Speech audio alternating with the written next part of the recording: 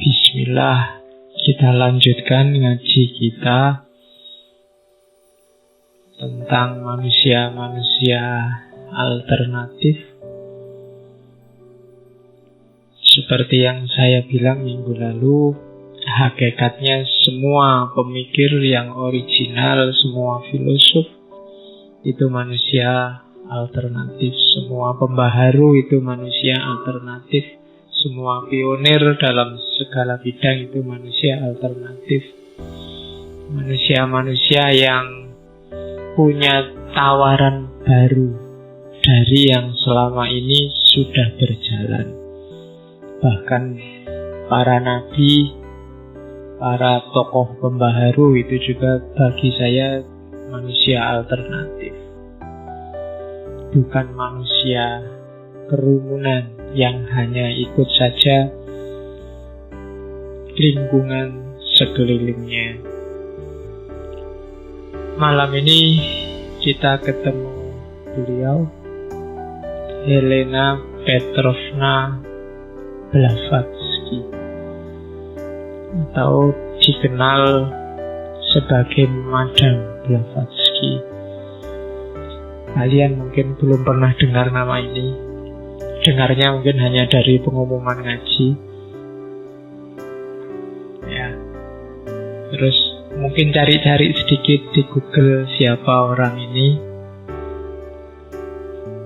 Helena Petrovna Blavatsky ini menurut saya punya andil besar dalam munculnya gagasan-gagasan yang hari ini booming, seperti agama universal, agama cinta, pluralisme, apalagi persaudaraan universal dan yang sejenis itu. Tokohnya sangat kontroversial. Tokoh kontroversial itu penggemarnya banyak, yang tidak suka juga banyak. Cirinya orang terkenal itu. Ya. Kalau hanya suka saja biasanya belum terlalu terkenal. Karena kalau keterkenalannya sudah sangat luas, itu biasanya pasti ada yang tidak suka. Biasanya kalau sudah sangat terkenal itu nanti hatersnya banyak, pembenci-pembencinya banyak. Dan itu sangat manusiawi, bukan sesuatu yang aneh. Tidak mungkin manusia dengan cara pikir, cara hidup, cara perilaku yang beda-beda menyepakati satu hal yang sama. Sebenar apapun itu menurutmu, kamu kan heran, kok ada ya orang tidak percaya Tuhan? Loh, kalau manusia ada saja. Kok ada ya yang tidak percaya bahwa hidup ini sementara? Loh, kalau itu manusia ada saja pasti. Yang paling absurd sekalipun wong ada yang percaya dan ada yang tidak percaya. Maka kita jangan kagetan. Tugas kita untuk menghadapi semua itu yang pertama adalah Iqra. Seperti yang diperintahkan pertama pada Rasulullah kan Iqra, ayo dibaca dulu. Jadi perintah pertama itu bukan syahadat, bukan sholat, tapi Iqra. Yo, pastinya bukan tulisan yang dibaca, tapi realitas sekeliling kita. Nabi juga kan waktu disuruh Iqra kan tidak ada Qur'annya. Waktu Jibril bilang Iqra, Nabi kan gila jawabnya, ma'ana biqori, saya tidak bisa baca. Terus Jibril bilang lagi Iqra. Itu bukan berarti Jibril nggak dengar jawabannya Nabi. Kalau kamu mungkin kipi atau Jibril itu sudah dijawab tidak bisa membaca kok diperintah lagi suruh baca. Maksudnya membaca realitas sekeliling. Bacalah kondisi masyarakatmu, bacalah saudara-saudaramu yang sekarang rame bertarung di medsos. Bacalah situasi-situasi yang gawat di sekelilingmu. Itu namanya Iqra. Blavatsky juga pada zamannya tokoh yang kontroversial. Ada yang sangat cinta, dianggap ini manusia istimewa. Kalau bahasa Islam ini setengah wali, setengah nabi mungkin. Ada yang sangat benci, dianggap penipu, dianggap Dia hanya tokoh plagiat.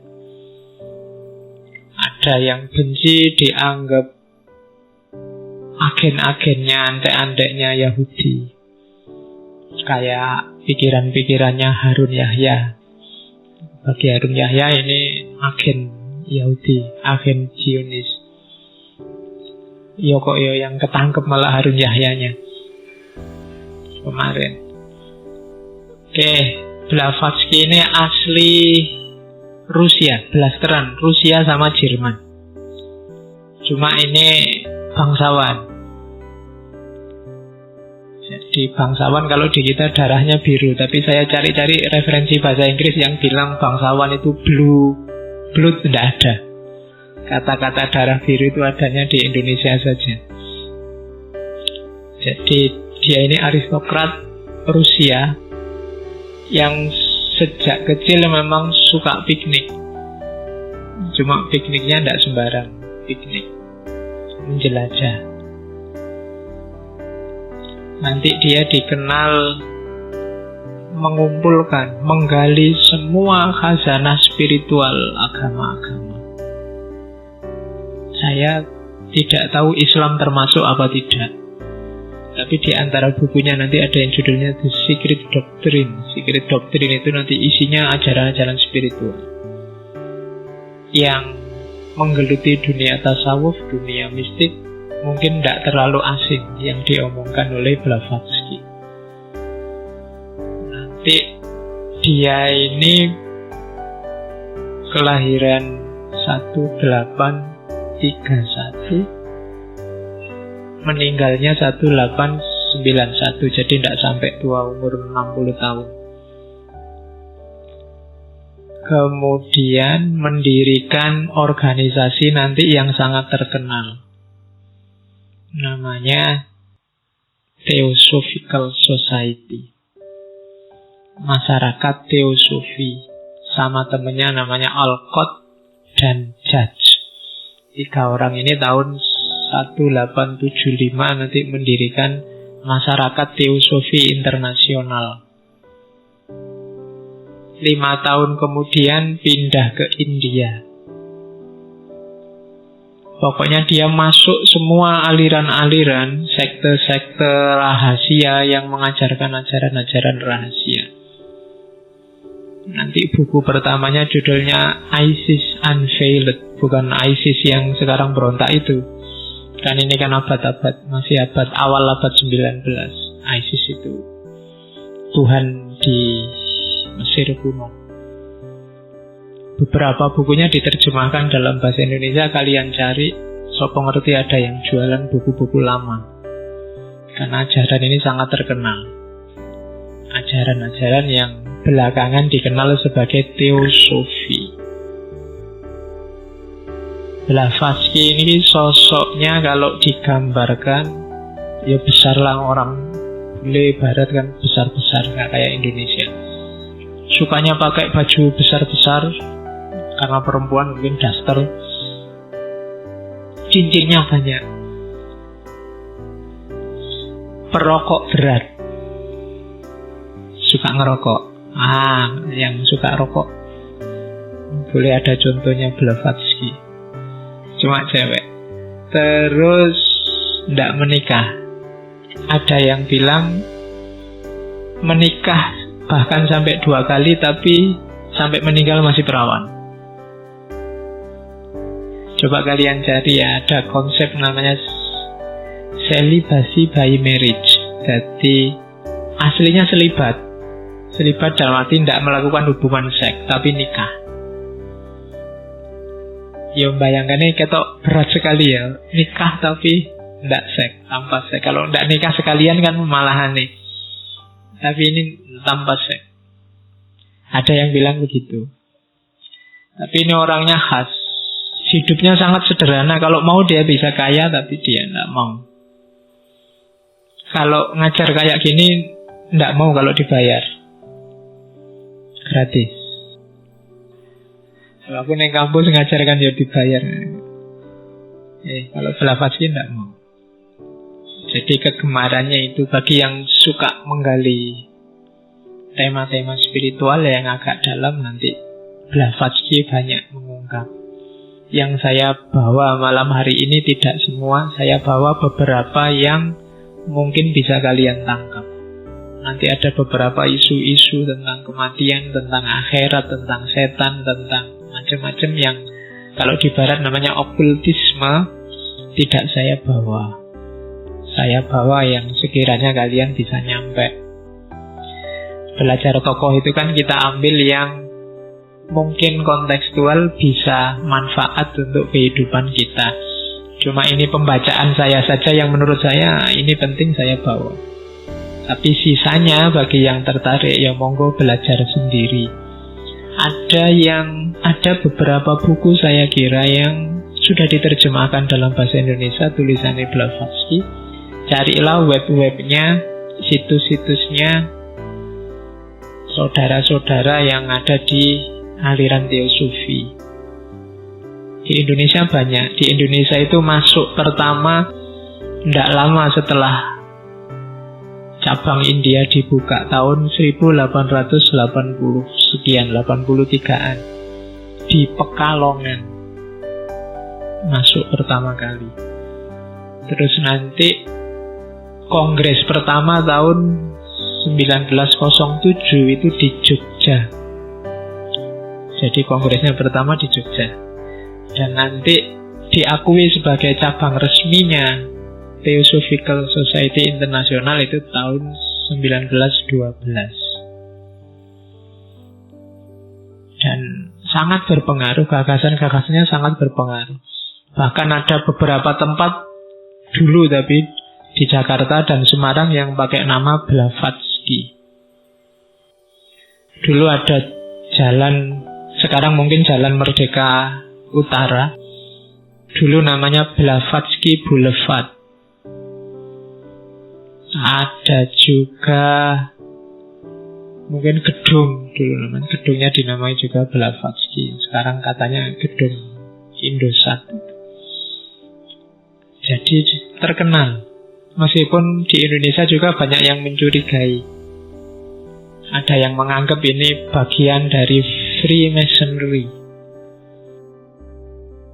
Di organisasi lebih rahasia lagi, lebih susah dideteksi. Tuduhannya macam-macam, tapi memang organisasinya agak misterius.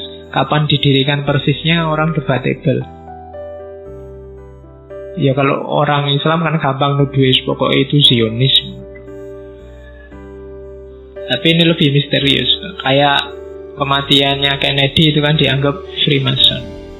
Bahkan yang kemarin kita bahas, siapa? Jamaluddin Afghani termasuk Abdo itu, bagi yang tidak suka dianggap agen-agennya Freemason.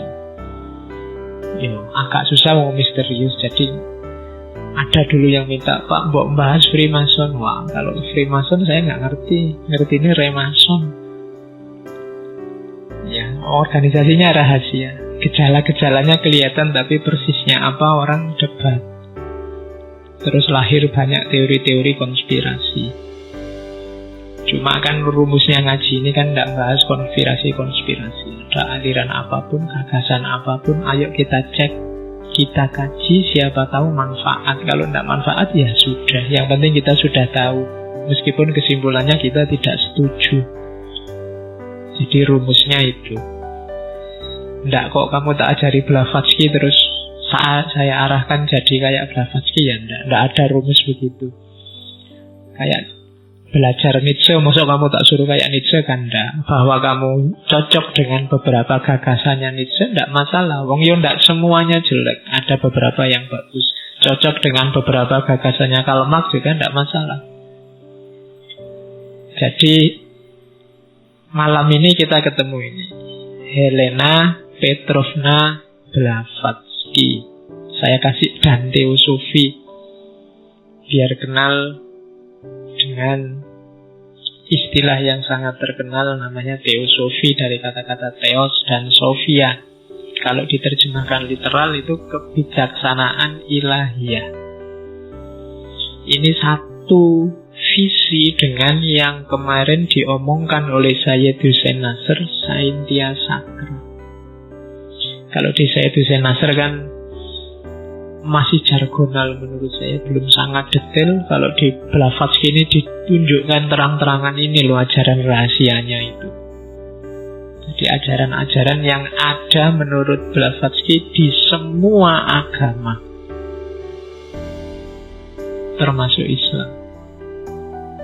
Nanti ini dikembangkan oleh banyak tokoh, termasuk mungkin yang kalian terkenal ada René Guénon, ada Fritjof Schuon yang nulis Titik Temu Agama-Agama, termasuk gagasan yang sangat kontroversial di Indonesia tentang pluralisme agama.